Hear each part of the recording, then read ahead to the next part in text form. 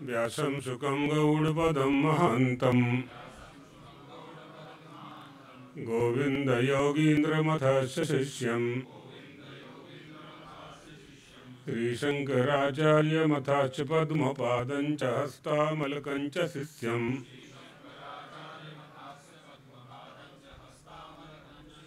तं तोटिकं वार्तिककारमन्यान्यस्मद्गुरुन् सन्ततमानतोऽस्मि।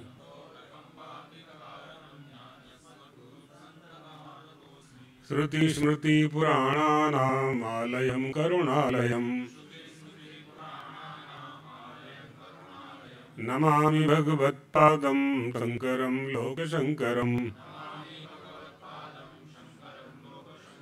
शङ्करं शङ्कराचार्यं केशवं बादरायणम् सूत्रभाष्यकृतौ वन्दे भगवन्तौ पुनः पुनः। ईश्वरो गुरुरात्मेति मूर्तिभेदविभागिने व्योमवद्व्याप्तदेहाय दक्षिणामूर्तये नमः।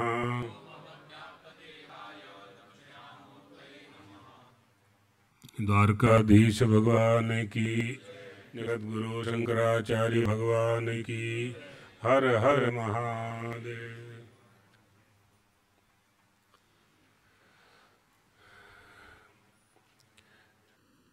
तो यह प्रसंग चल रहा था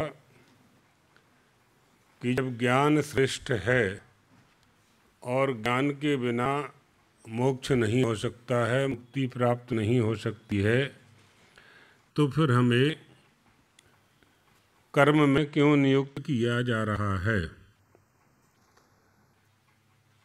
और ज्ञान की श्रेष्ठता और कर्म की प्रधानता, दो में से कोई भी हमें एक उपदेश आप करें कि हमें ज्ञान का आश्रय लेना चाहिए कि कर्म का आश्रय लेना चाहिए, क्या करना चाहिए। अर्जुन के मन में ये दुविधा उत्पन्न हुई और अर्जुन ने भगवान से ये बात कह भी दी ना। पहले श्लोक में ये कह दिया, जायसी चेत कर्मणास्ते मता बुद्धिर जनार्दन तत्किं कर्मणि घोरे माम नियोजयसि केशव। ये हो गया था ना। व्यामिश्रेणी वाक्येन बुद्धिं मोहयसि वमे। ये मिले हुए वाक्य आप जो बोल रहे हैं, इसमें मेरी बुद्धि में भ्रम पैदा हो रहा है। तो भगवान मुझे सीधा सीधा उपदेश करें आप कि क्या करना चाहिए। तब भगवान ने उत्तर दिया, लोकेस्मिन् द्विविधा प्रोक्ता पुरा प्रोक्ता मया नघो ज्ञानयोगेन सांख्यानां कर्मयोगेन योगिनाम्। लोक में दो प्रकार की निष्ठा कही गई है, मैंने भी पहले कह दिया है।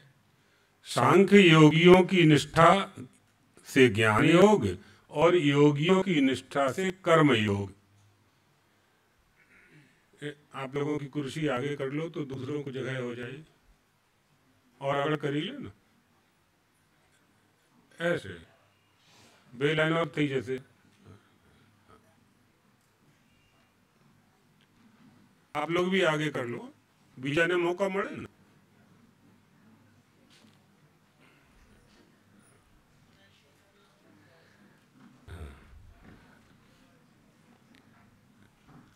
कर्मयोग, और इसका भी भाष्य हो चुका था। हाँ, अब आगे भगवान ये कह रहे हैं, समझने की बात क्या है, ज्ञान निष्ठा और कर्मयोग, दो बातें समझने की हैं जो अर्जुन स्पष्ट रूप से समझना चाहते हैं। और यह स्पष्ट करने की इच्छा से ज्ञान निष्ठा की प्राप्ति में साधन होने के कारण मोक्ष रूप पुरुषार्थ में हेतु है, स्वतंत्र नहीं है। आप संध्या बंदन करेंगे गायत्री का जाप करेंगे, सूर्य भगवान को अर्घ देंगे, तो उससे चित्त की शुद्धि होगी। जब तक चित्त की शुद्धि होगी तो आराधना तो स्पष्ट होगी नहीं आपके अंतःकरण में। तो आराधना का फल क्या है? आपको आराधना करनी है तो उसका फल चाहिए ना। कोई व्यापार करता है तो उसका फल चाहता है कि व्यापार में लाभ हो। कोई खेती करता है तो उसका फल होता है कि खेती में उसको फसल ठीक से हो। इसी तरह से आराधना का फल क्या है कि वह जो आराधित हमारा इष्ट देवता है, जिसकी हम उपासना करते हैं, वो हमारे अंतःकरण में बैठ जावे। अंतःकरण में कब बैठेगा?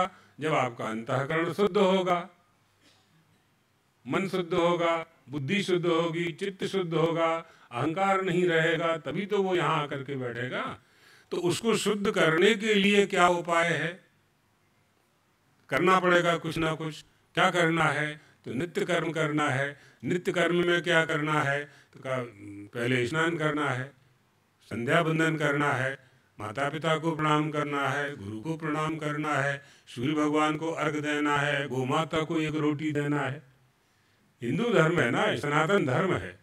अब देखिए, गाय को, गौ माता को एक रोटी देने से उसका पेट तो भरता नहीं है ना। तो एक मंजो ही है, एक रोटी मुंह आए नो वो तो गले के नीचे ही चली जाएगी बस। लेकिन एक रोटी से आपका परमार्थ सिद्ध हो जाएगा। आपके लोक और परलोक दोनों बन जाएंगे। पुण्य जनकता पैदा होती है। एक केवल एक रोटी, उसमें चोखा दाल जो भी घर में बनाया है थोड़ा थोड़ा सा रख करके और गौ माता को दे दिया, तो उसी में आपको यज्ञ का फल मिल जाता है। उससे शुद्धि होती है, चित्त की शुद्धि होती है, तन की शुद्धि होती है, धन की शुद्धि होती है, अन्न की शुद्धि होती है। अपने लिए जो भोजन बना के करते हैं, अपने लिए जो करते हैं, वो स्तैनो दंड मरहति, वो चोर है। वो चोर है और दंड के पात्र हैं। जो बिना किसी को खिलाए भोजन करते हैं, दूसरे को बिना भोजन कराए जो भोजन करते हैं, उनको चोर कह रहा है शास्त्र। तो भोजन कराना है हमको, नहीं करा सकते हैं गौ माता को रोटी दे दें, नहीं करा सकते तो आटा दे दें, किसी को चीटी को खांड कर डाल दें, इतना तो कर ही सकते हैं। तो हमारा धन शुद्ध हो जाता है। धन की शुद्धि होनी चाहिए, मन की शुद्धि होनी चाहिए, चित्त की शुद्धि होनी चाहिए, वित्त की शुद्धि होनी चाहिए। वित्त की शुद्धि होना चाहिए। वित्त की शुद्धि कैसे होगी? यदि आप धनी हैं, यदि धनी हैं तो निर्धनों को धन देना चाहिए। नित्य क्रम में धन व्यय होना चाहिए, है ना। जिनको आवश्यकता है उनको देना चाहिए। कुल देवी कुल देवता को भोग लगाना चाहिए, ब्राह्मणों को देना चाहिए। ये भी समझ लो अच्छे से कि दान में और दया में भेद है। दान अधिकारी को दिया जाता है, दान अधिकारी को दिया जाता है, और दया सभी पर की जाती है, कोई भी हो, कोई भी हो। इसलिए इनकी शुद्धि के लिए, अब मन की शुद्धि कैसे हो? तो मन की शुद्धि के लिए संध्या बंदन है, गुरु मंत्र है। गुरु ने जो मंत्र दिया है, गुरु ने जो मंत्र दिया है, उस मंत्र का जाप करना चाहिए। इससे मन की शुद्धि होगी। दान करने से धन की शुद्धि होगी, स्नान करने से तन की शुद्धि होगी। ये तीनों की शुद्धि आवश्यक है। इनको शुद्ध किए बिना ज्ञान की प्राप्ति भी नहीं होगी। ज्ञान की प्राप्ति करने में ये सब साधन रूप में है।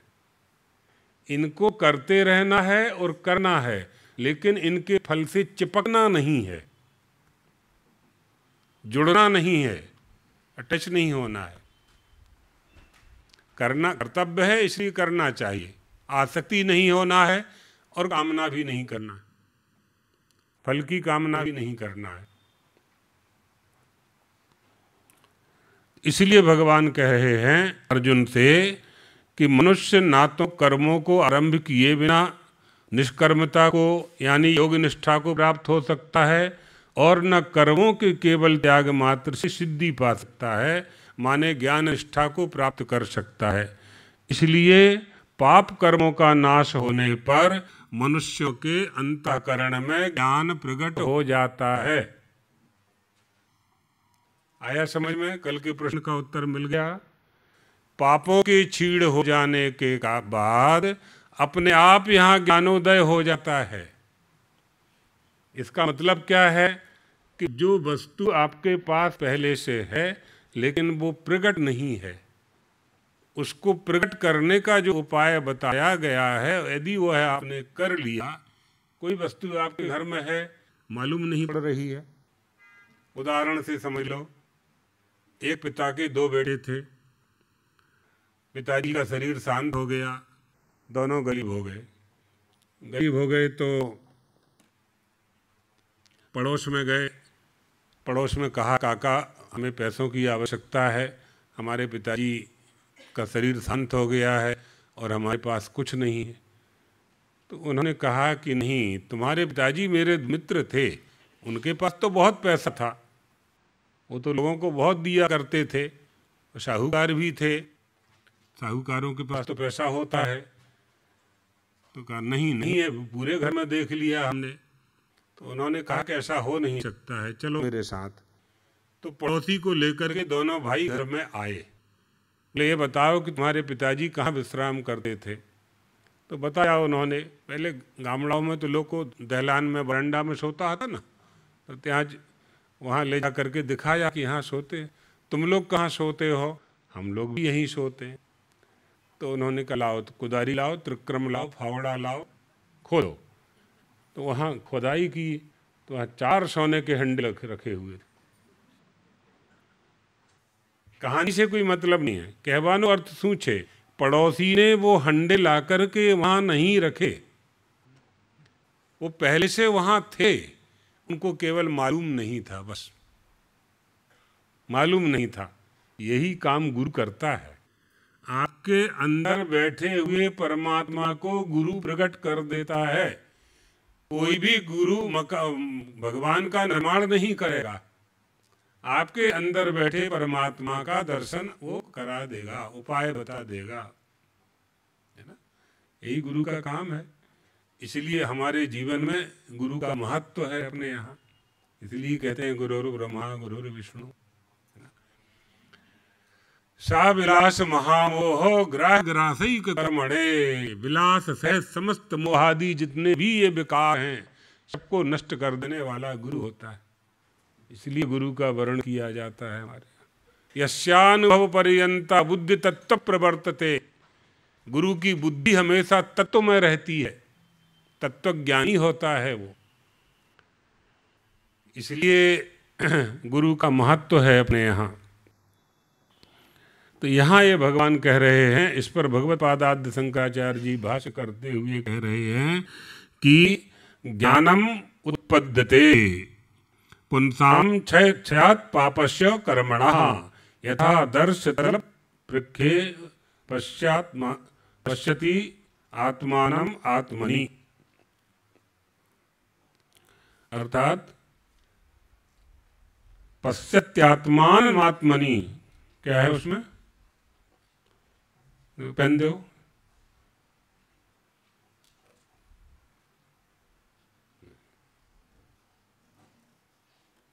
दूसरी किताब दो कोई तुम्हारे।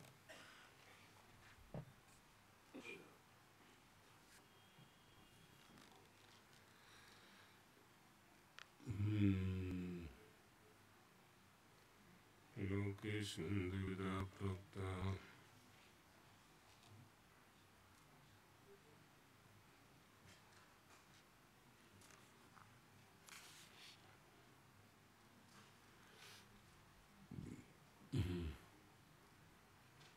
पश्चात्मान आत्मनि। ठीक है, चल। अर्थात पाप कर्मों का नाश होने पर मनुष्यों के अंतःकरण में ज्ञान प्रकट हो जाता है, और जिसके मन में ज्ञान प्रकट हो जाता है अंतःकरण में, उसके सारे संदेह अपने आप नष्ट हो जाते हैं। कोई शंका नहीं होती, उसके मन में कोई संदेह नहीं होता है। कर्मणाम अनारंभात नैष्कर्म्यम न अश्नुते। कर्मों का आरंभ, अपूर्व पक्ष आ गया, कर्मों का आरंभ नहीं करने से निष्काम भाव को प्राप्त नहीं होता। इस कथन से यह पाया जाता है कि इसके विपरीत करने से, कर्मों का आरंभ करने से मनुष्य निष्कर्म भाव को प्राप्त होता है। इसका क्या कारण है? तो उच्चते, भगवत्पादादि शंकर ने उत्तर दिया, कर्मारंभस्व एव, कर्मों का आरंभ ही निष्कर्मता की प्राप्ति का उपाय है और उपाय के बिना उपेय की प्राप्ति नहीं हो सकती, यह सिद्ध है। एक उपाय होता है और एक उपेय होता है। उपाय कहते हैं साधन को और उपेय कहते हैं जिसे हम प्राप्त करना चाहते हैं। तो हनुमान जी की पूजा करके हनुमान जी से हम कुछ प्राप्त करना चाहते हैं तो वो साध्य हो गए हमारे लिए, और हनुमान चालीसा का जो पाठ है वो साधन रूप में सिद्ध होगा। तो निष्काम रूप ज्ञान योग का उपाय कर्म योग है। निष्काम रूप ज्ञान योग को प्राप्त करना है।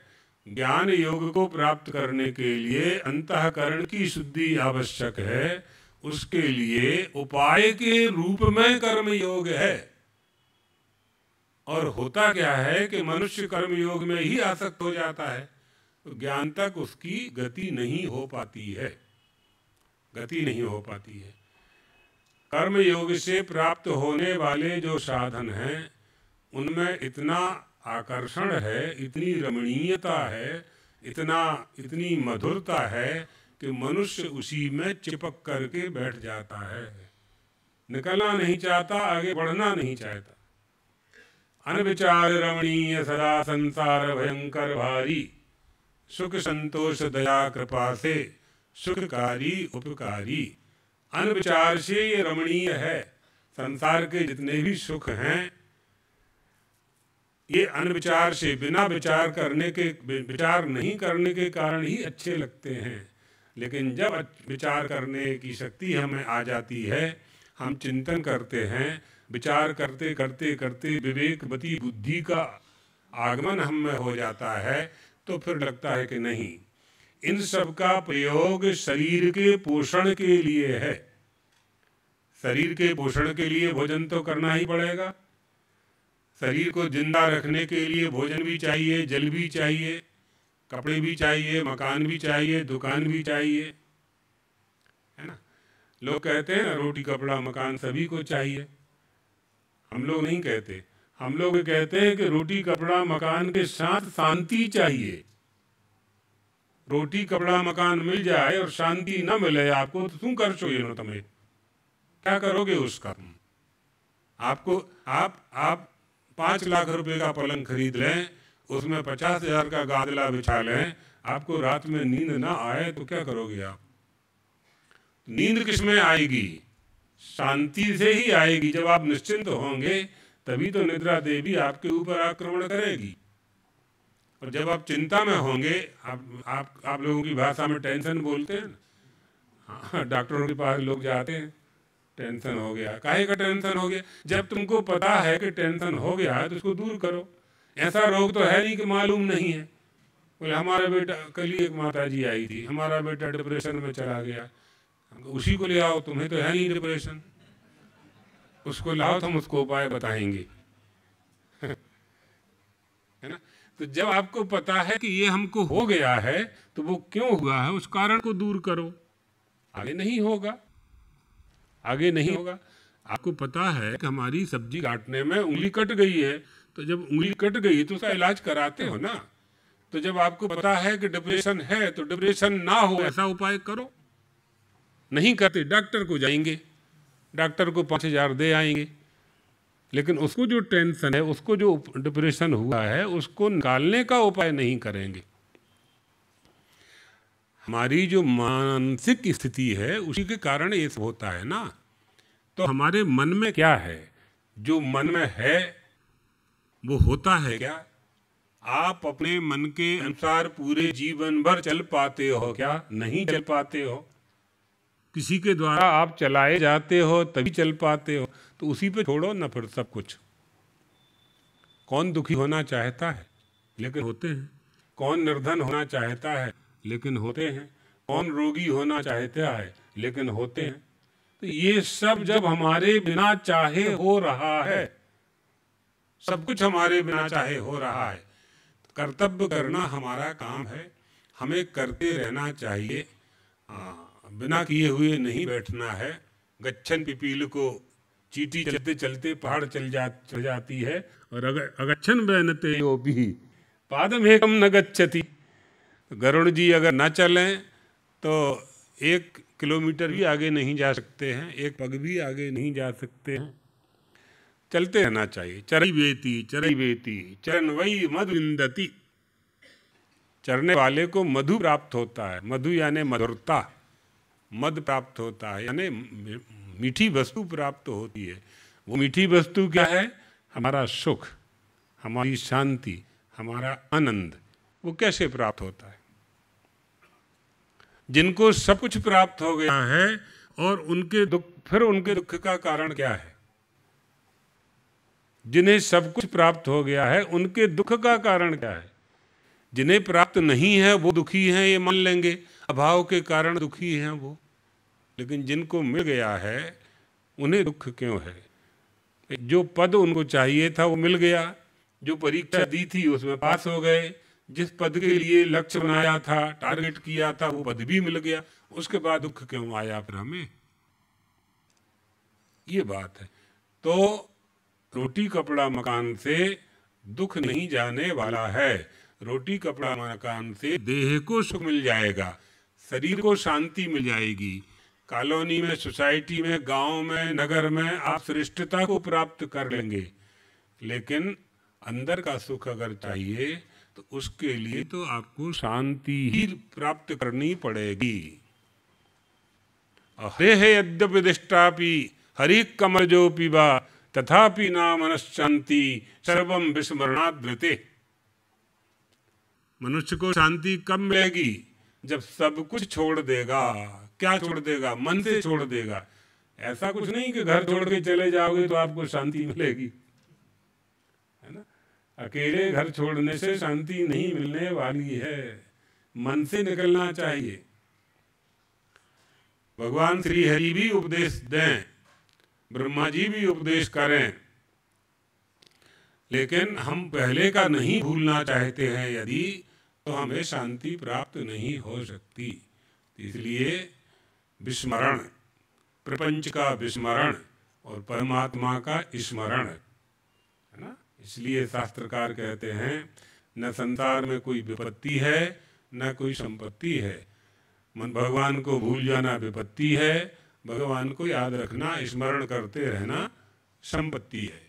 तो संपत्ति और विपत्ति को समझना चाहिए, समझ कर करके संपत्ति प्राप्त करनी चाहिए। ऐसी संपत्ति प्राप्त करनी चाहिए जिससे हमें शांति प्राप्त हो, है ना? आप लोग धन कमाते हैं तो धनी होने के लिए धन नहीं कमाते, धन से आप लोग सुख चाहते हैं, इसलिए धन कमाते हैं। धन कमाने वालों को यह बात मालूम होनी चाहिए कि धन से सुख की प्राप्ति होती है, इसलिए धन कमाया जाता है। तो धन कमाना चाहिए, अच्छी बात है। धन कमाने की मनाही नहीं की धर्मशास्त्रों ने, खूब धन कमाना चाहिए। कंजूस नहीं होना चाहिए, लोभिया, है ना? धन कमाओ, धनी हो जाओ, फिर दूसरों को धनी बनाओ, तो परमात्मा फिर तुमको धनी बनाएगा, परमात्मा फिर तुम्हें धनी बनाएगा। ये बात। इसके अनुसार अंतःकरण की शुद्धि में कारण होने से ज्ञान निष्ठा का ये हेतु है। योग निष्ठा जो है ज्ञान निष्ठा का हेतु है। यज्ञादि कर्मों का आरंभ किए बिना मनुष्य निष्काम भाव से कर्म शून्य स्थिति को अर्थात निष्क्रिय आत्मस्वरूप में स्थित ज्ञान योग से प्राप्त होने वाली निष्ठा उसको नहीं पाता। इसलिए कर्मणाम अनारंभात नैष्कर्म्यम न असुनते, इस वचन से यह सिद्ध होगा कि कर्मों का आरंभ नहीं करने से निष्काम भाव कैसे प्राप्त होगा। उसी को स्पष्ट कर रहे हैं, है ना। संदर्भ के अनुसार अर्थ समझना चाहिए। एक सा ही वाक्य हर जगह आपको अनुकूल अर्थ प्रदान नहीं करेगा। यहाँ प्रश्न का उत्तर हो रहा है, इसलिए यहाँ यही उचित है। निष्कर्मता रूप ज्ञान योग का उपाय कर्मयोग है, और यह बात श्रुति में भी, गीता में भी प्रतिपादित है।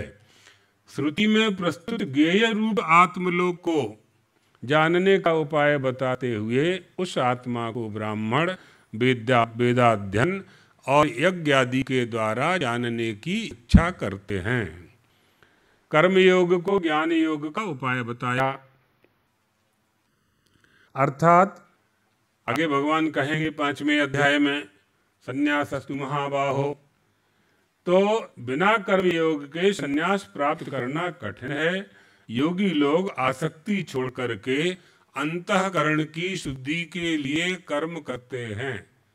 बहुत लोगों के मन में यह प्रश्न होता है कि महात्मा लोग काम क्यों करते हैं, इनको कुछ नहीं करना चाहिए, निष्काम भाव से रहना चाहिए।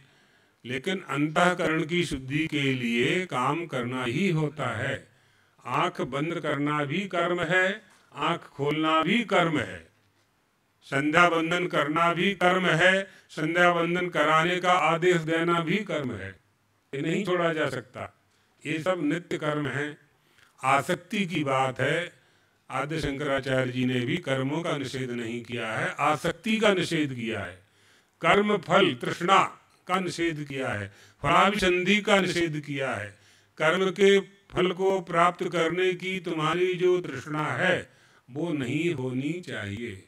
होगी भी तो तुम्हारे अनुसार तो कर्म का फल तुम्हें मिलने वाला है नहीं। कौन से कर्म का कौन सा फल कब मिलेगा ये मनुष्य के हाथ में नहीं है। कर्म करना तो उसके हाथ में है, लेकिन फल की प्राप्ति उसे कब होगी, कहाँ होगी, कैसे होगी, होगी जरूर, होगी जरूर। इन बातों को समझना चाहिए।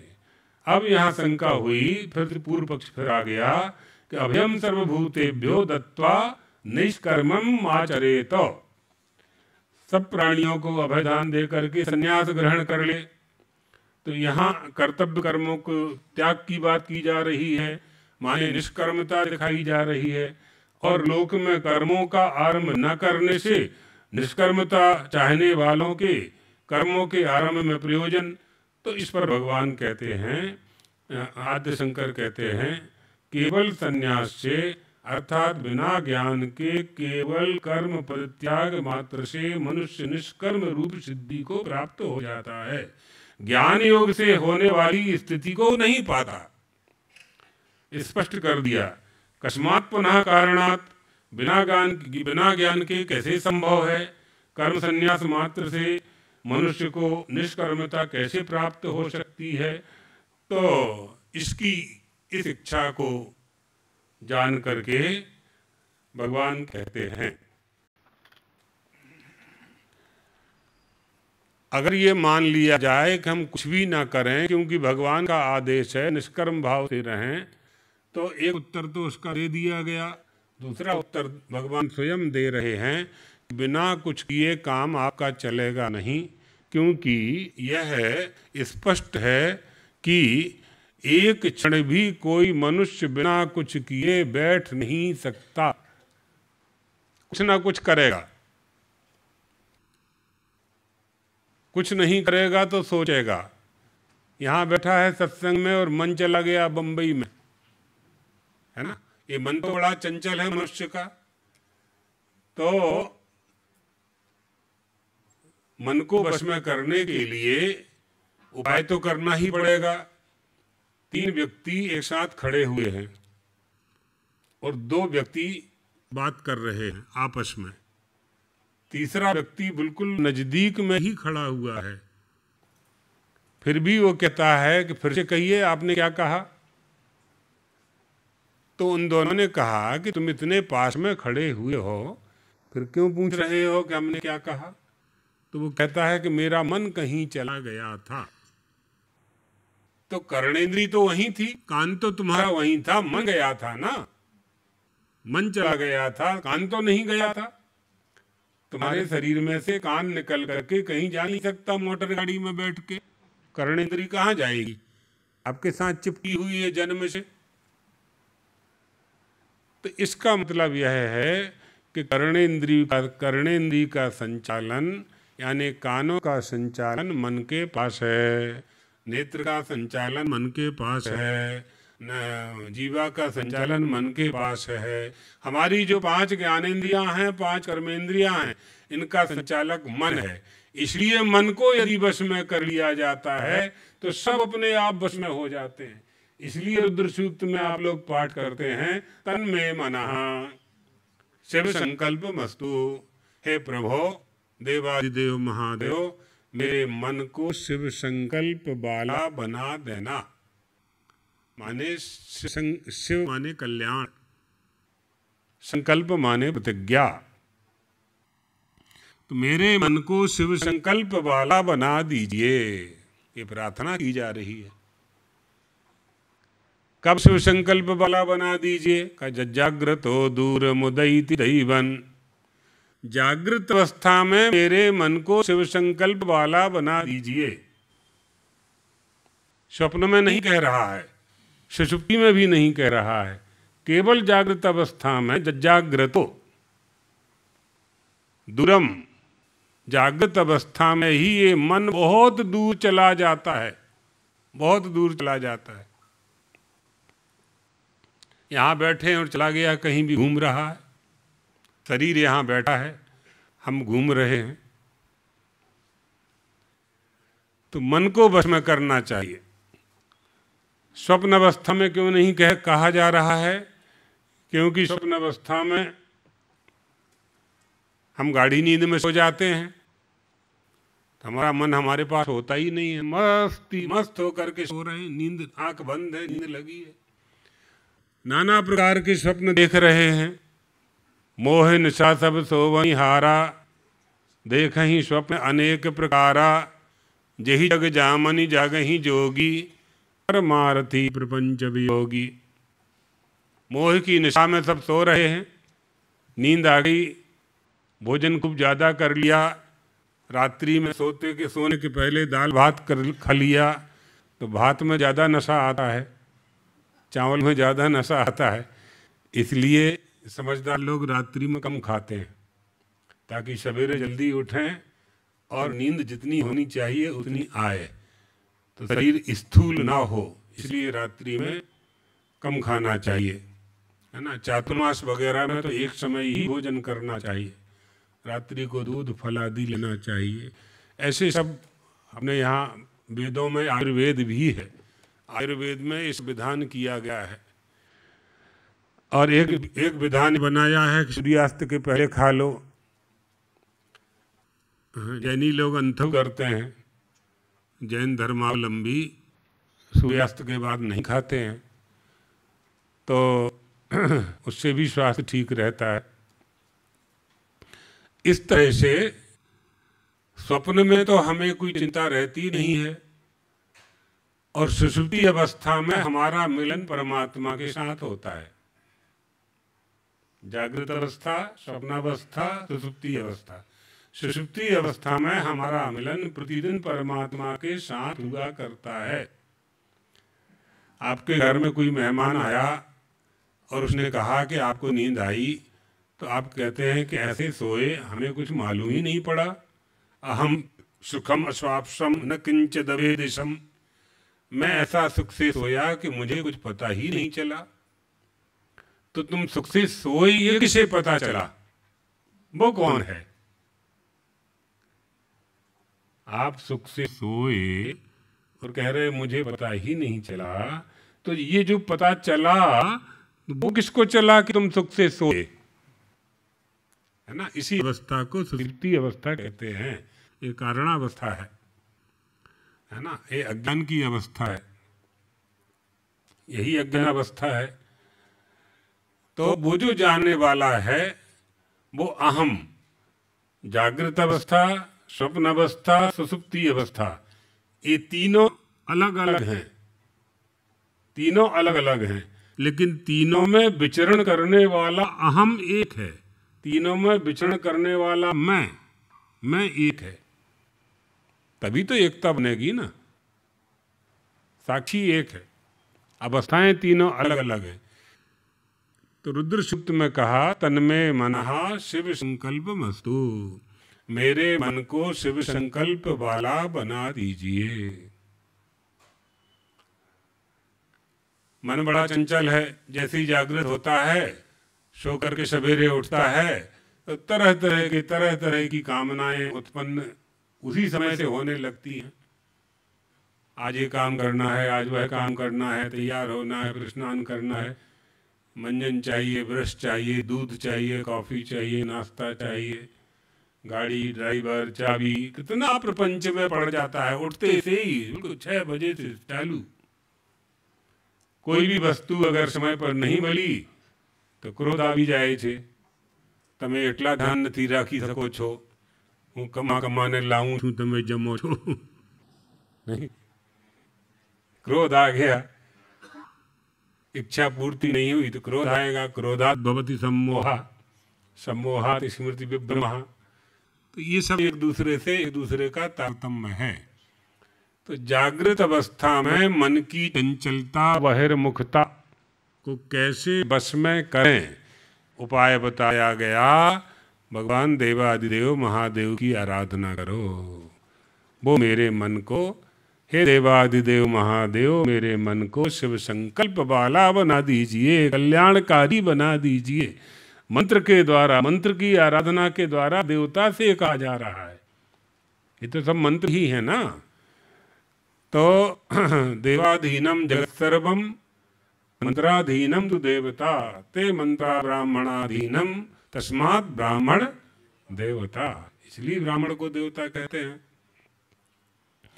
कि वो मंत्रों को जागृत करता है, मंत्रों का आश्रय लेकर के, जाप करके, तपस्या करके मंत्रों को जागृत करता है। इसलिए ब्राह्मणों को श्रेष्ठता प्राप्त है। अब ब्राह्मण मंत्र को जागृत ना करे तो नाम गई ब्राह्मण रह जाएगा। सबसे पहले उसे गायत्री मंत्र सिद्ध करना चाहिए ब्राह्मण को, विधान है शास्त्रों में। तो यहाँ ये कह रहे हैं कि एक क्षण भी कोई शांत नहीं बैठ सकता। भगवान बोले अर्जुन, आज 5वां, नहीं कश्चित् क्षणमपि जातु तिष्ठत्य कर्म कृत, कार्यते हवशः कर्म। हवशा नहीं है, हवशः हा में या है, वो देखिए मिला हुआ पढ़ो। कार्यते हवशः कर्म सर्वः प्रकृतिजैर्गुणैः, नहीं अस्मात् क्षणम अपि कालम जातु, जातु यानी कदाचित, माने कश्चित तिष्ठति अकर्म कृत सन। कोई भी मनुष्य किसी भी काल में क्षण मात्र भी बिना काम किए रह नहीं सकता, क्योंकि सारे मनुष्य समुदाय प्रकृति जनित गुणों के द्वारा परवश में किए हुए कर्म करने के लिए बाध्य किए जाते रहते हैं। उनको बाध्य किया जाता है, अवश्य ही कर्मों में प्रवृत्त करा दिए जाते हैं। कैसे? प्रकृति जयी प्रकृतिताः जातैः सत्वरजस्तमोभिः गुणैः, सत्वगुण, रजोगुण, तमोगुण के द्वारा बस में किए जाते हैं। तीन गुणों के द्वारा परवश हुआ यह मनुष्य अवश्य ही कर्म करता रहता है। अज्ञः इति वाक्य शेषाः यतः बक्ष्यति, यहाँ सभी प्राणी के साथ अज्ञानी, हाँ ये भगवत्पाद भाष्य में कह रहे हैं, अज्ञानी जोड़ लेना चाहिए, ऐसा पढ़ लेना चाहिए। जो गुणों से विचलित नहीं किया जा सकता है, इस कथन से अज्ञानियों के ऊपर ज्ञानियों की बात की जा रही है। वो ज्ञानी श्रेष्ठ है। अज्ञानियों के लिए कर्मयोग है, ज्ञानियों के लिए कर्मयोग नहीं है। और फिर भी यह कह रहे हैं भगवान कि एक क्षण भी कोई बिना काम के रह नहीं सकता है। तो अब क्या करें? कैसे निर्णय हो, कैसे निर्णय हो। ज्ञानिनां तु गुणैः आचल्यमानानां ततः चलनाभावात् कर्मयोगः न उपपद्यते, क्योंकि गुणों के द्वारा विचलित ज्ञानी तो हो नहीं सकता है। उन ज्ञानियों में स्वतः क्रिया का अभाव होने से उनके लिए कर्मयोग संभव ही नहीं है, क्योंकि जब तक क्रिया करते रहेंगे तो क्रिया का फल प्राप्त करते रहेंगे। ज्ञानी को कोई फल चाहिए नहीं, फल चाहिए नहीं तो क्रिया करने की आवश्यकता नहीं है, तो उसे कोई काम करना नहीं पड़ता है, करना नहीं चाहिए। इसके लिए इसकी व्याख्या के लिए कह रहे हैं भाष्यकार, तथा च व्याख्यातम वेदा विनाशिनम, गीता के दूसरे अध्याय के 21वें मंत्र को पढ़ लेना चाहिए। वहाँ अपने लोग पढ़ करके आ गए हैं। आत्मज्ञानी जो आत्मज्ञानी न होने पर शास्त्र विहित कर्म नहीं करता है, उसका वह कर्म न करना ठीक नहीं है। यह तो अनात्मज्ञाः नोदितम कर्म न आरभते इति तद असद एव इति आह कर्मेंद्रियाणि। जो आत्मज्ञानी नहीं है और शास्त्र विहित कर्मों को भी नहीं करता है, तो उसका जो कर्म है वो तो उसका अच्छा फल नहीं देने वाला है, उसका फल उसको ठीक नहीं मिलने वाला है। जिस उपाय से वैद्य ने आपको औषधि दी है, उस उपाय का त्याग करके आप औषधि पान करेंगे तो औषधि का फल प्राप्त नहीं होने वाला। शास्त्र ने जो आदेश दिया है, चित्त की शुद्धि का, वित्त की शुद्धि का, मन की शुद्धि का, ज्ञान प्राप्ति का जो उपाय बताया है, जीवन जीने का जो उपाय बताया है, अगर उसका हम आश्रय न लेकर के मनमाना जीवन यापन करेंगे तो आपको फल की प्राप्ति नहीं होगी। एक किसान की गाय बीमार हो गई तो वैद्य के पास गया और कहा कि गाय को ऐसा ऐसा रोग है। तो वैद्य जी ने कहा कि 1 पाव काली मिर्च लेकर के उसको पीसो और 1 पाव घी और 1 पाव गुड़ में मिला करके तीनों चीज गौ माता को दे देना, गाय ठीक हो जाएगी। तो उसने कहा ठीक है। गुरु के यहाँ से वापसी लौटा, बाजार गया, 1 पाव काली मिर्च ले लिया, 1 पाव गुड़ ले लिया, दोनों को मिलाया और गाय को दे दिया। गाय और बीमार हो गई। फिर वैद्य जी के पास गया, वैद्य जी आपकी दवा से तो गाय और बीमार हो गई, क्या दिया था तुमने? जो आपने बताया था। तो वैद्य जी बोले नहीं, बोल के बताओ, तुम बोल के बताओ कि हमने क्या बोला था। तो आपने कहा था 1 पाव घी दे देना, 1 पाव काली मिर्च और 1 पाव गुड़, तीनों मिला के दे देना। तुमने क्या किया फिर, कैसे मिलाया था? तो उसने कहा कि 1 पाव काली मिर्च और 1 पाव गुड़ मैंने दे दिया और मैंने घी नहीं दिया, यह सोच करके घी तो गाय में होता ही है, घी तो गाय में पहले से होता है, तो देने की आवश्यकता नहीं। मनमाना नहीं चलता है, मनमाना नहीं चलता है। जो वैद्य ने बताया है वही करना चाहिए था, तभी आपका रोग जाएगा। इसी तरह से जो शास्त्र ने और गुरु ने कह दिया है उसी की वही आज्ञा पालन करना चाहिए, तभी फल की प्राप्ति होगी। अपने मन से आप कुछ भी करते रहें, पुस्तकों में तो सब लिखा हुआ है, पुस्तकों में पुस्तकान लिखतान, पुस्तके लिखितान मंत्रान, पुस्तकों में लिखे हुए मंत्रों को पढ़ करके यदि हम अनुष्ठान करने लगेंगे तो अर्थ का अनर्थ हो जाएगा, विपरीत फल की प्राप्ति होगी, इसलिए नहीं करना चाहिए। तो जो आत्मज्ञानी न होने पर शास्त्र विहित कर्म नहीं करता है, शास्त्र विहित कर्म नहीं करता है और जबरदस्ती एक तो पूजा करना होता है, एक पूजा करने का दिखावा करना होता है ना। विधर्मः परधर्मश्च आभासा उपमा चला, पंचशाखा अधर्मश्च धर्मज्ञो धर्मवत् त्यजेत। विधर्म, परधर्म, उपमा, आभास और छल, ये पांचों अधर्म की शाखाएं हैं। धर्मज्ञ को ये छोड़ देना चाहिए। क्या होता है, भगवान आगे कह रहे हैं, जो विहित कर्म नहीं करता है, आत्मज्ञानी ना होने पर भी विहित कर्म नहीं करता है, तो कर्मेन्द्रियाणि संयम्य ययास्ते मनसा स्मरन् इंद्रियार्थान् विमूढ़ात्मा मिथ्याचारः स उच्यते। जो मनुष्य हाथ के द्वारा, पैर के द्वारा, कर्मेंद्रियों के द्वारा, ज्ञानेंद्रियों के द्वारा इन सबको रोक करके भोगों का मन से चिंतन करता रहता है, ऊपर से रोक लेता है कि आज एकादशी है, हम भोजन नहीं करेंगे,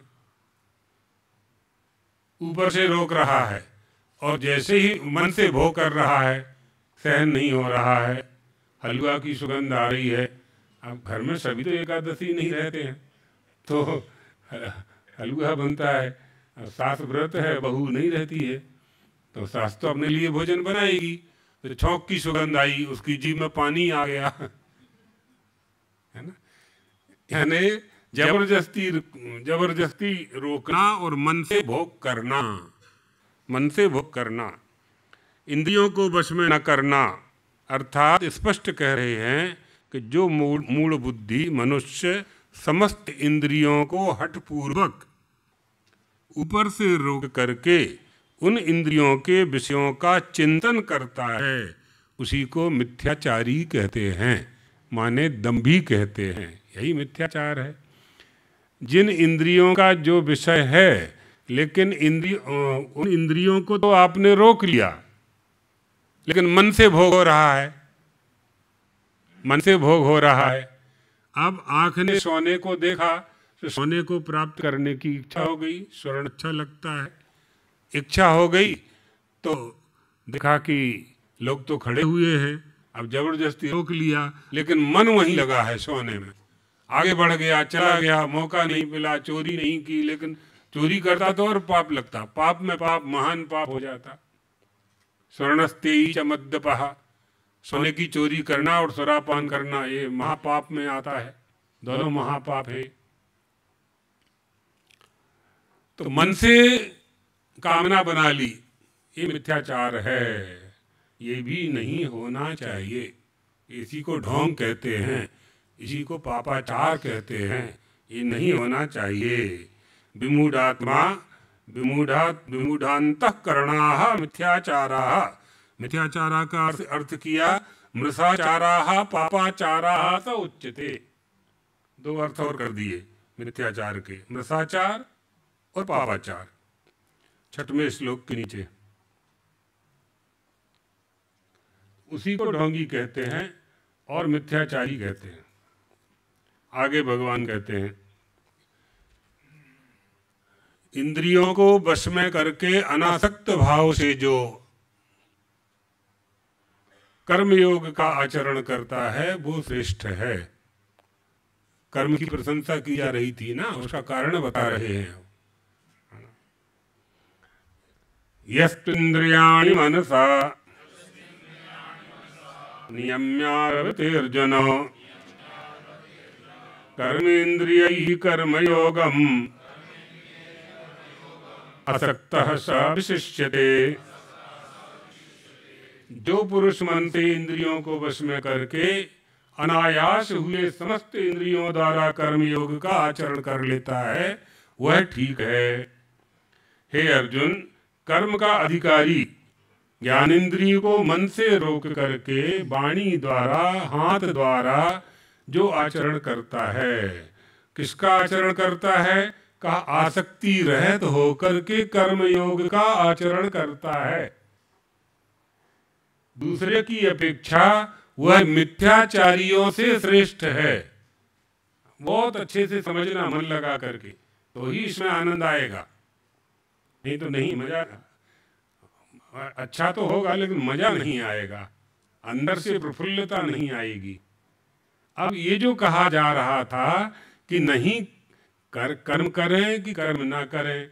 कर्मयोग का भी विधान कर रहे हैं, ज्ञान योग का भी विधान कर रहे हैं।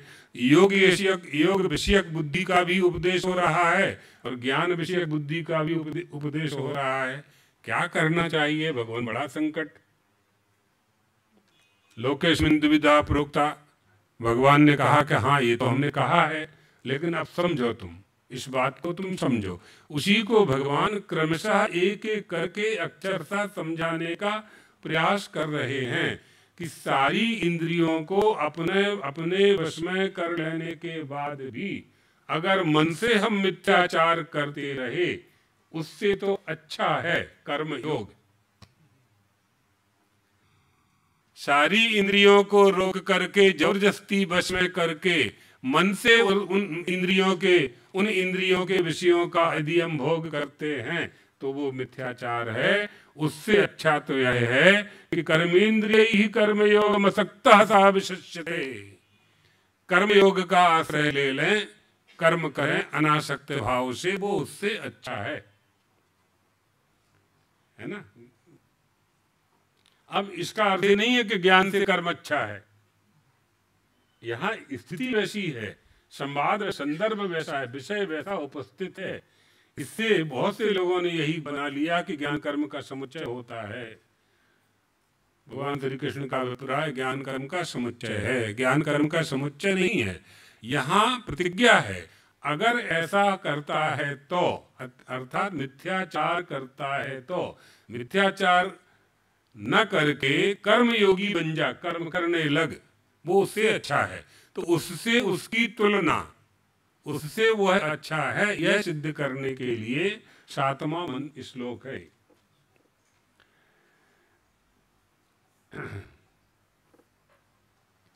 कि यह तु पुनः कर्मणि अधिकृतः अज्ञाः बुद्धीन्द्रियाणि मनसा नियम्यो आरभते। अर्जुन, कर्मेन्द्रियैः वाक्पाण्यादिभिः किम आरभते इत्याह कर्मयोगम अशक्तः सन् फलाभिसन्धिवर्जितः सह विशिष्यते इतरस्मात् मिथ्याचारात्। आसक्ति रहित होकर कर्मयोग का आचरण करता है वह कर्मयोगी दूसरे की अपेक्षा यानी मिथ्याचारियों से तो बहुत श्रेष्ठ है। मिथ्याचार क्या है? ज्ञान हुआ नहीं और ज्ञान होने का अभिमान हो गया, ज्ञान होने का अभिमान हो गया। एक महात्मा जी थे, तो एक गांव में भिक्षा के समय पहुंचे 12 बजे। तो गांव के लोगों से पूछा कि यहाँ किस घर में भिक्षा प्राप्त हो जाएगी। तो गांव वालों ने बता दिया कि पटेल साहब का सबसे बड़ा घर है, उन्हीं के यहाँ आप चले जाइए। तो पटेल साहब के यहाँ चले गए वो महात्मा जी, जाके बैठ गए आसन लगा के। पटेल ने बड़ा स्वागत किया, पत्नी आई, प्रणाम किया, महाराज जी भिक्षा करेंगे? बोले हाँ भिक्षा करेंगे। तो पत्नी ने, बड़ी महात्मा लोग आते हैं तो गृहस्थाश्रम में लोगों को आनंद की प्राप्ति होती है कि आज हमारे घर कोई भोजन करने आया, खुश हो जाते हैं। जूनागढ़ में एक घर में हम गए तो रविवार का दिन था, तो जल्दी जल्दी घर के लोग तैयार होने लगे। हमने कहा कहाँ जा रहे हो? तो कहने लगे कि कहीं बताया वहाँ जाना है। क्यों जाना है? बोले वहीं भोजन है, वहाँ करेंगे। ठीक, चले गए। हमने नौकरों से पूछा कि हमारा तो रसोईया था, तो हमारा चौका अलग था, रसोईया अलग था। तो हमारी भिक्षा बनने लगी। हमने पूछा उन लोगों के लिए भोजन रखवा दें क्या? बोले नहीं, वो लोग तो वहीं करके आएंगे, हमारे यहाँ शनिवार रविवार को शाम को भोजन नहीं बनता। वहीं से करके आएंगे। तो हमने कहा तो 7 बजे 6 बजे क्यों चले गए? भोजन तो 8 बजे होगा। बोले उनके यहाँ भोजन करने के लिए मेहमान आने वाले थे। आया समझ में आ गया? रविवार शनिवार को तो आप लोगों में से भी बहुत लोग जाते हैं खाने के लिए, तो वो बात नहीं, उससे बड़ी बात बता रहे हैं हम, इसलिए सुना रहे हैं। उससे बड़ी बात कि कोई मिलने के लिए आने वाला था, तो जो मिलने के लिए आएगा और हम यहाँ घर में रहेंगे तो भोजन के लिए तो पूछना ही पड़ेगा। और रेस्टोरेंट में जाएं तो वो कह रहा था कि 300 रुपये में एक थाली भोजन आता है, तो उनको भी कराना पड़ेगा। तो पहले गृहस्थाश्रम में जब कोई भोजन करने के लिए आता था तो लोग प्रसन्न होते थे। अब चेहरा छिपाते हैं, ये बता रहे हैं, ये बताने के लिए कहानी सुनाई हमने।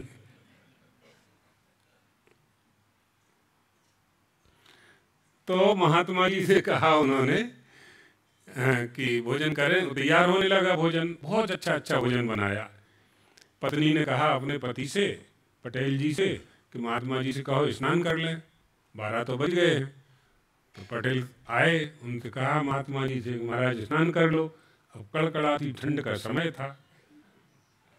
तो महात्मा जी ने कहा पटेल से, हम लोग स्नान क्या करना, हम तो ज्ञान गंगा में स्नान करते हैं। ज्ञान गंगा में स्नान કરી લીધા, સ્નાનની આવશ્યકતા ક્યાં? તો પાણી में પામર લોકો સ્નાન કરે છે, આના શરીરમાંથી બદબू આવે એટલા માટે સ્નાન કરે છે। हमारा शरीर तो नित्य शुद्ध है। पटेल को और श्रद्धा हो गई कि तो बड़ा उच्च कोटि का महात्मा है। पटेल ने अपनी पत्नी से बताया कि महाराज तो ज्ञान गंगा में स्नान करने की बात कर रहे हैं। पत्नी पढ़ी लिखी थी, समझदार थी, पति से ज़्यादा पढ़ी थी। उसने कहा कोई बात नहीं, पति को नहीं बताया उसने इतना कहा कि भोजन पानी मैं परोसूंगी, आप खड़े खड़े देखना बस। बोले ठीक है। उसने अच्छा बड़ा पकोड़ा मकोड़ा सब बनाए और सेंधा नमक डाला उसमें और ज़्यादा डाल दिया। महात्मा जी को भोजन कराया, खूब दाल चावल कढ़ी भात, उन्होंने बड़ा पकोड़ा खूब आनंद से खाया महात्मा जी ने। फिर प्यास लगी उनको, तो उन्होंने पानी मांगा कि भाई भोजन तो करा दिया, जल तो दो, पानी तो पीना पड़ेगा। तो पटेलन जी बोली कि महाराज जी ज्ञान गंगा का पी लो।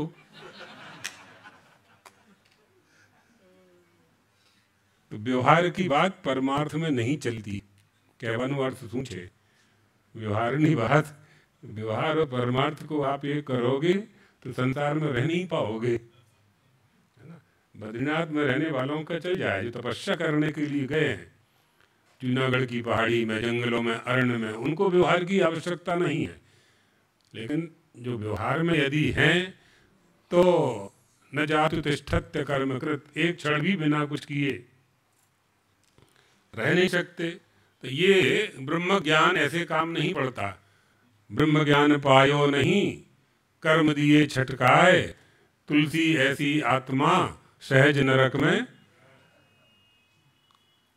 आ जाओ, यहाँ आ जाओ, आगे इस तरफ आ जाओ। इसलिए ऐसा काम नहीं करना चाहिए कि ऐसा नियम नहीं बनाना चाहिए बाद में हमारा उपहास हो। पूरे पटेल जी का जो परिवार था, पूरे परिवार को अश्रद्धा हो गई महात्मा जी से। यही बात, ढोंगी लोग सच्चे महात्माओं के प्रति अश्रद्धा पैदा कर देते हैं। इसलिए नकली लोगों से बचना चाहिए। नकली दूध असली दूध, नकली घी असली घी, है ना। नकली हिंदू असली हिंदू कौन है? नकली सनातनी असली सनातनी कौन है? परखो, जानो, समझो। एक एक वस्तु में ज्ञान का उपयोग करते हैं तो फिर धर्म के पालन में भी ज्ञान विज्ञान का उपयोग करना चाहिए। ज्ञान को जानो, विज्ञान को जानो।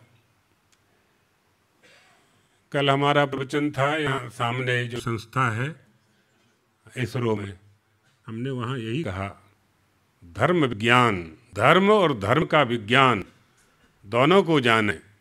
तत्व को जाने बिना हमें सुख और शांति की प्राप्ति नहीं हो सकती। तत्व ज्ञान होना चाहिए। तो कह रहे हैं भगवान भगवत पादाद शंकर क्या कह रहे हैं भाष्य में, आसक्ति रहित होकर कर्मयोग का आचरण करना उन मिथ्याचारियों से अच्छा है जो मिथ्याचारी सबको छोड़ करके मन से भोग करते रहते हैं। इसलिए ऐसा होने के कारण अर्जुन 8वां नियतं कुरु कर्मत्वं कर्मज्ञायो ह्यकर्मणः शरीर यात्रापि चाते न प्रसिद्धेद्य कर्मणः। शास्त्र विहित कर्तव्य करना चाहिए, क्योंकि कर्म न करने की अपेक्षा कर्म करना श्रेष्ठ है, तथा कर्म न करने से तेरे शरीर का निर्वाह सिद्ध हो नहीं सकता। बिना किए तो काम चलेगा नहीं। इस मनुष्य का शरीर है और अन्नमय प्राण है कलयुग में, तो भोजन तो करना ही पड़ेगा। भोजन करने के लिए काम करना पड़ेगा, काम करने के लिए कोई ना कोई क्रिया का संपादन करना पड़ेगा। आहारार्थम कर्म कुर्यादनंद्यम कुर्यादाहारम प्राण संधारणार्थम प्राणसंधार्यो तत्व जिज्ञासनार्थम तत्वं जिज्ञास्यम येन भूयो न दुःखम। आहारार्थम, आहार करने के लिए, भोजन करने के लिए मनुष्य काम करता है। भोजन करने के लिए धन कमाता है, धन कमाने के लिए विदेश जाता है, देश में जाता है, गांव छोड़ करके जाता है, खेती करता है, मजदूरी करता है, जी हजूरी करता है, भोजन करने के लिए करता है। भोजन न करना हो तो ये सब न करना पड़े। सत्कर्म करता है, निंदनीय काम करता है, अनिंदनीय काम करता है। जो नहीं करना चाहिए वो करता है, वो करता है। घर में पानी की गिलास भी नहीं उठाएगा, माँ ही पानी देगी या पत्नी देगी या बहन देगी। ऑफिस में बांस की जूठी गिलास उठाएगा, किसके लिए? किसके लिए? कर्म कुर्यादनंदम कुर्यादाहारम प्राण संधारणार्थम। भोजन के लिए काम करता है। भोजन क्यों करता है? प्राण संधारणार्थम, प्राणों को धारण करने के लिए भोजन करता है। प्राण क्यों धारण करता है? तत्व जिज्ञासनार्थम, परमात्मा की प्राप्ति के लिए, तत्वबोध के लिए। तत्वबोध क्यों करना चाहता है गुरुदेव? भगवान श्री राम कह रहे हैं वशिष्ठ जी से, भगवान होते हुए भी अपने गुरु को पढ़ रहे हैं, अपने गुरु से पढ़ रहे, अध्ययन कर रहे हैं। अपने गुरुदेव वशिष्ठ जी से श्री राम भगवान पूछ रहे हैं कि ये मनुष्य तत्व जिज्ञासा क्यों करता है? तो वशिष्ठ जी ने कहा, ये न भूयो न दुखम, ताकि दुख ना हो, दुख ना हो। जितने भी कष्ट होते हैं, जितने भी दुख होते हैं, वो जन्म के कारण ही तो होते हैं।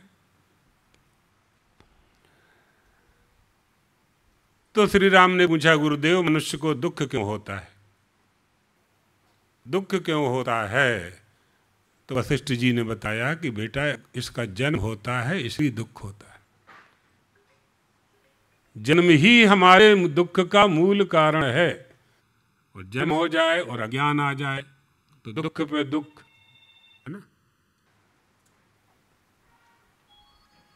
इसलिए जन्म मरण से मुक्त होने के लिए आत्मा किम निमित्तम दुखम शरीर परिग्रह निमित्तम, शरीर परिग्रह के न भवति कर्मणा कर्म केन करोति चेत रागाभ्यः।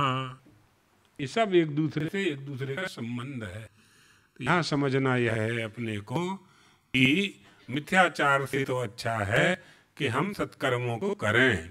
फलाभिसंधि वर्जित, संकल्प की कामना त्याग करके कर्म करते रहना चाहिए। नियतम गुरु कर्मत्वम, शास्त्र विहित कर्म कर। नियत का अर्थ हो जाएगा शास्त्र विहित कर्म कर। प्रवृत्तिर्वा निवृत्तिर्वा नित्येन कृतकेन वा पुंसाम यो नोपदिश्येत तच्छास्त्रम अभिधीयते। शास्त्र किसे करे कहेंगे? किसी में प्रवृत्ति कराता है, किसी से निवृत्ति कराता है। विधि और निषेध, ये करो ये मत करो। शाकाहार भोजन करो, मांसाहार नहीं करना है, निषेध हो गया। तो मांसाहार में जो प्रवृत्ति है, मांस खाने में जो प्रवृत्ति है, शास्त्र उससे दूर करता है। विधि निषेध यही तो लागू होगा। मनुष्य के जो जो कर्म हैं, जो जो पूरे दिन भर की जितनी क्रिया है, जन्म से लेकर के मृत्यु तक, वहां प्रत्येक क्रिया में शास्त्र आपके सामने उपस्थित है। शास्त्र खड़ा हुआ है, ऐसा करो ऐसा मत करो, ऐसा बोलो ऐसा मत बोलो, यहाँ जाना है यहाँ नहीं जाना है, इनके साथ बैठना है इनके साथ नहीं बैठना है, बहुत छोटी छोटी सी बातों में भी हम बहुत बड़े बड़े धर्म के फल को प्राप्त कर लेते हैं। धर्म फल प्राप्ति के लिए बहुत उपाय हैं। साधारण रूप से भी आचार सदाचार के द्वारा, धर्म का लक्षण ही है सदाचार, पहला ही लक्षण सदाचार है। श्रुति स्मृति सदाचारः स्वस्य च प्रियमात्मनः एतच्चतुर्विधं प्राहुः साक्षात् धर्मस्य लक्षणम। ये धर्म का लक्षण, साक्षात धर्म का ये लक्षण है। आसक्ति रहित होकर के कर्मयोग का जो आचरण करता है वो मिथ्याचारी से श्रेष्ठ है, ये कह दिया।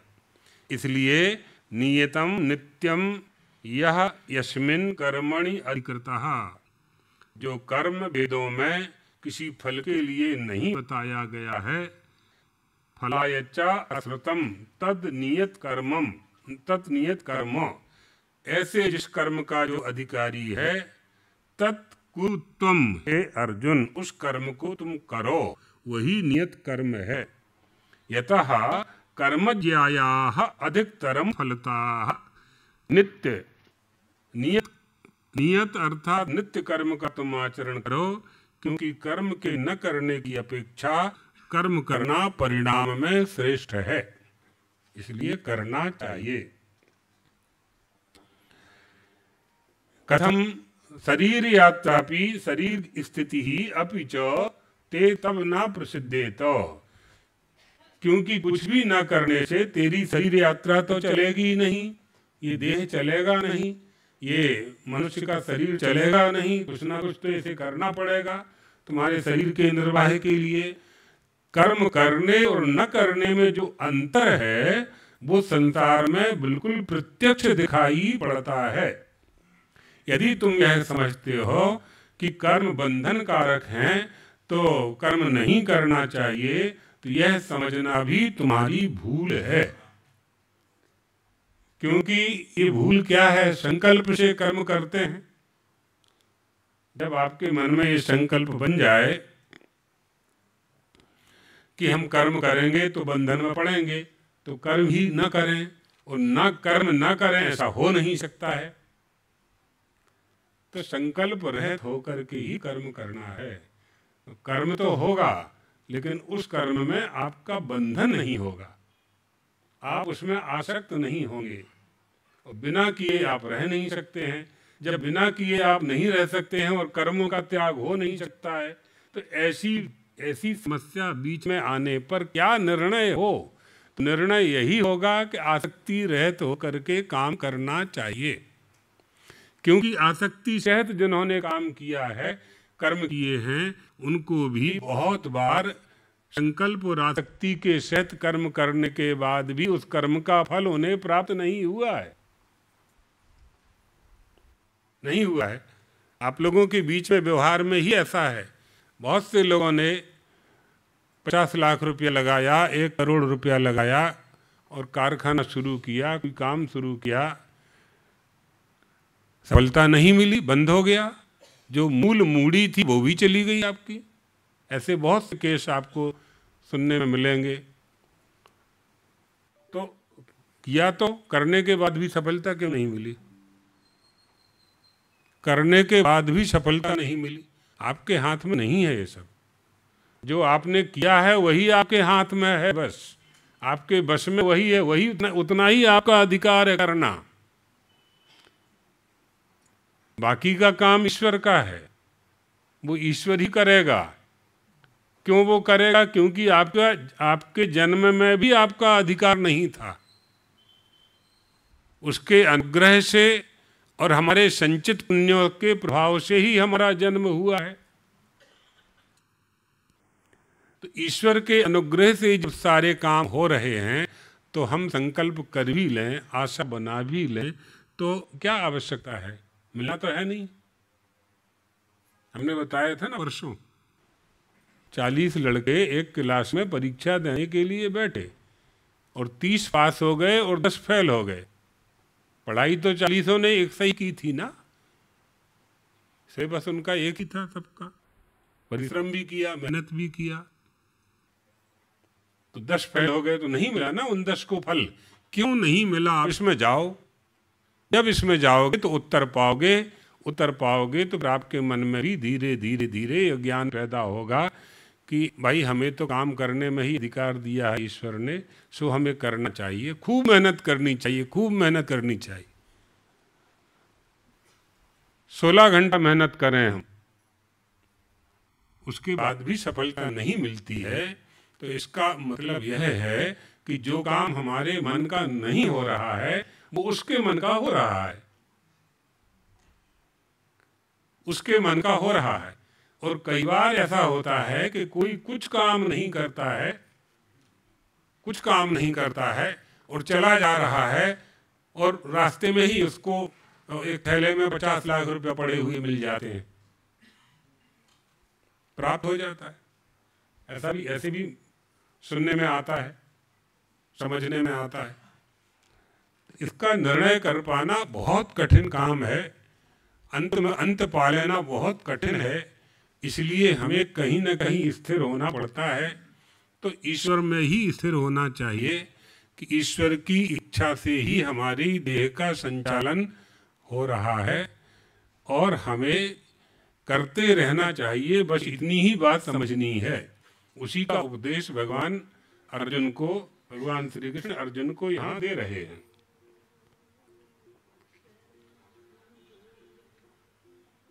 अब बहुत से लोग पूजा पाठ करते हैं तो क्यों करते हैं पूजा पाठ? एक तो इसलिए करते हैं कि करना चाहिए, हमारा कर्तव्य है, हमारे कुलदेवी कुल देवता हैं, और एक इसलिए करते हैं कि हमें कुछ भगवान की प्राप्ति हो, फल की प्राप्ति हो, तो फल की प्राप्ति के लिए करते हैं। फल की प्राप्ति के लिए यदि जो पूजा पाठ किया जा रहा है वो विधि पूर्वक हो रहा है तो फल की प्राप्ति होगी, और विधि पूर्वक यदि नहीं हुआ फल की प्राप्ति नहीं होने वाली है। तो आपको अश्रद्धा हो जाएगी भगवान से कि हमने तो इतना यज्ञ किया, 5-5 हजार, 100 पंडितों को दक्षिणा दी, 5 लाख तो दक्षिणा में लग गए। घर में जाके रात भर यही लिख रहे हैं चौपड़ा में कि इतना 500 की धोती आई, 100 रुपये की अंगूठी आई, इतने का हवन शाम जो आया, तिल आया।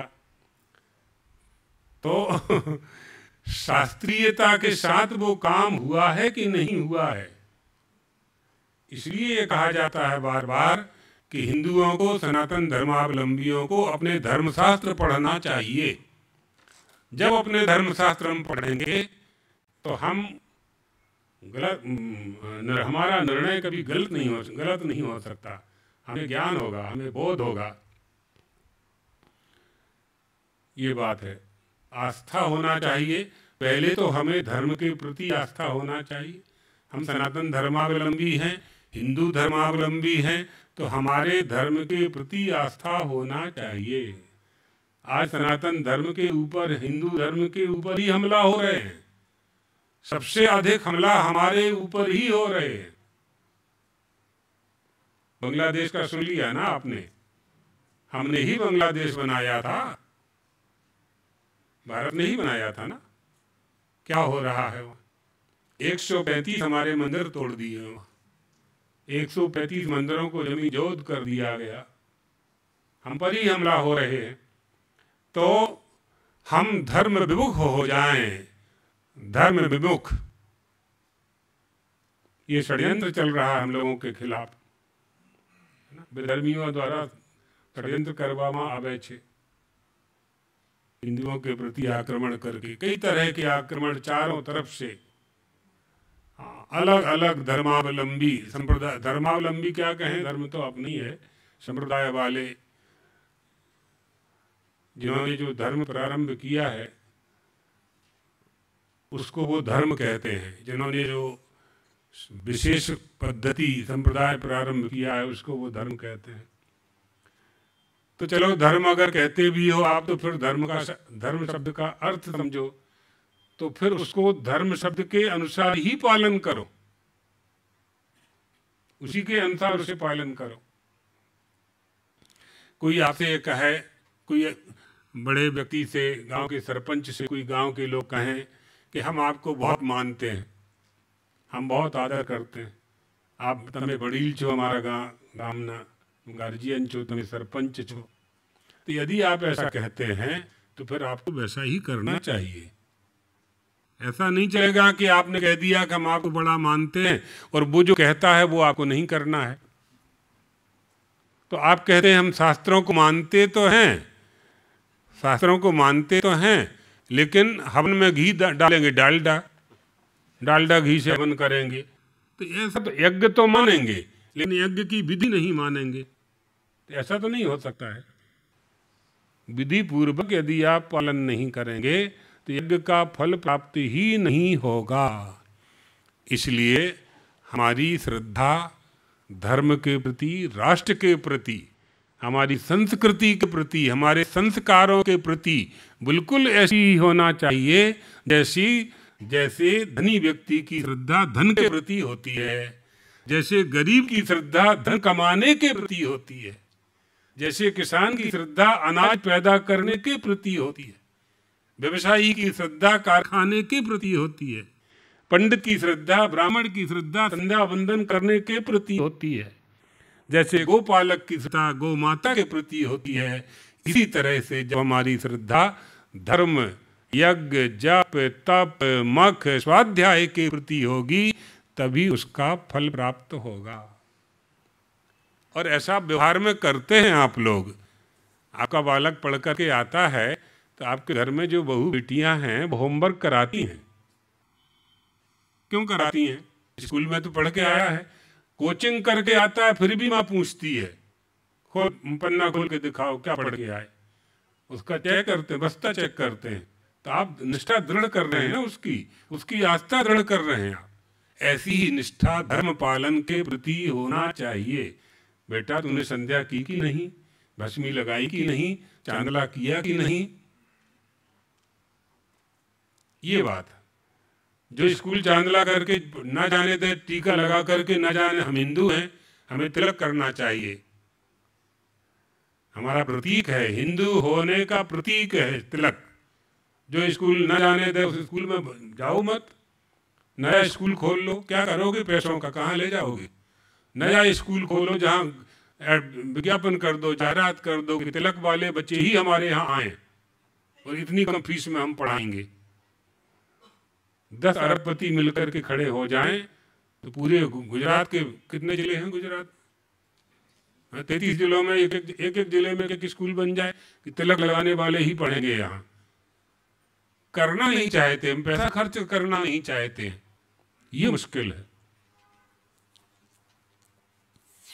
जिस तरह से हम अपने रहने के लिए अपनी सुख सुविधा तैयार करते हैं और मन लगा करके खर्च करते हैं, इसी तरह से संस्कृति और संस्कारों की रक्षा के लिए भी हमें तन, मन और धन तीनों ही व्यय करने पड़ेंगे, तभी इनकी रक्षा होगी।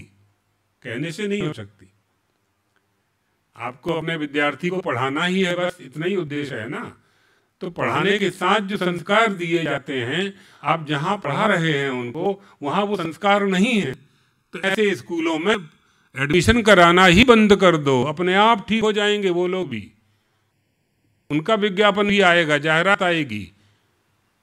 कोई तिलक चोटी रखे, हमें कोई आपत्ति नहीं है, आप करके देख लो, एक एग्जाम्पल करके देख लो। ये बात है। इसलिए अपनी संस्कृति की रक्षा करने के लिए धर्म का आश्रय लेकर के हमें आगे बढ़ना होगा। तो उस धर्म का पालन ही करना होगा, तभी आगे बढ़ेंगे। यहाँ भगवान कह रहे हैं कि तुम यदि यह समझते हो कि कर्म बंधन कारक हैं इसलिए नहीं करना चाहिए, तो यह समझना भी तुम्हारी भूल है ना। आगे का पाठ कल कर लेंगे। श्री राम जय राम जय जय राम।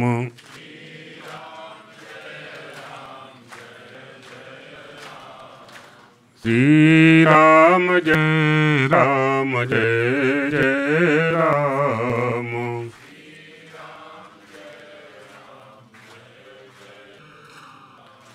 श्री राम जय राम जय जय राम।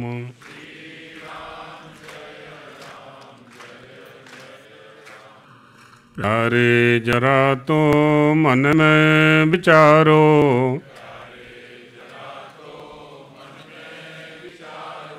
क्या साथ लाए क्या ले चलोगे। जाता सदा साथ यही पुकारो,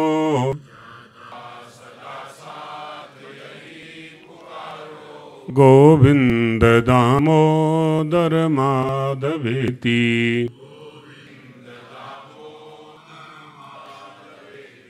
गोविंद दामोदर माधवेति।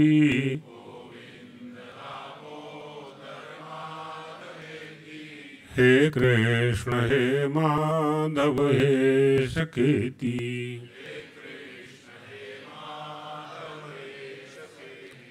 गोविंद दामोदर माधवेति।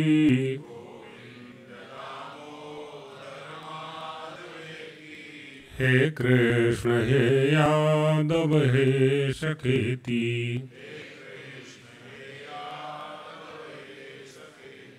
श्री कृष्ण गोविंद हरे मुरारे।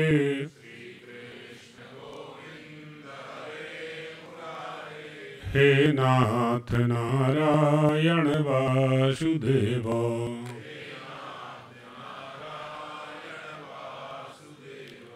द्वारकाधीश भगवान की हर हर महादेव।